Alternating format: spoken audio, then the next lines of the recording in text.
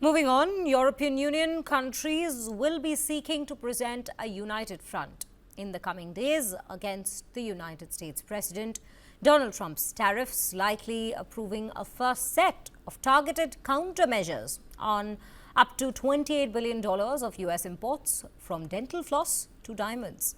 Let's take a look.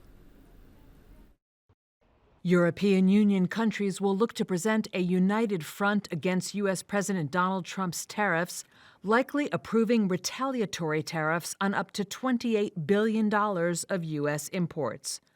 The move, expected in the coming days, would tax a range of U.S. goods, from dental floss to diamonds.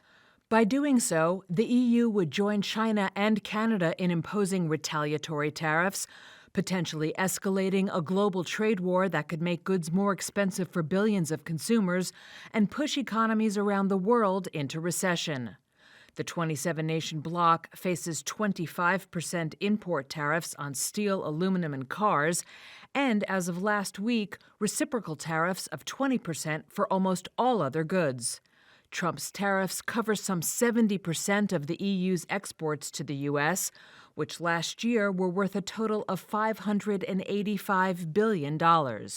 U.S. duties on copper, pharmaceuticals, semiconductors, and timber from the EU are likely still to come.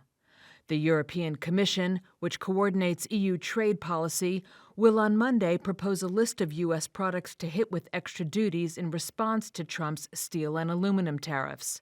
But among EU members, there are differing opinions on how to respond.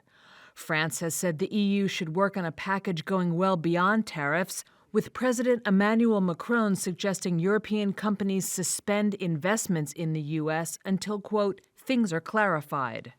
Ireland, almost a third of whose exports go to the U.S., has called for a considered and measured response. And Italy, the EU's third largest exporter to the U.S., has questioned whether the EU should hit back at all. The initial EU counter-tariffs will be put to a vote on Wednesday.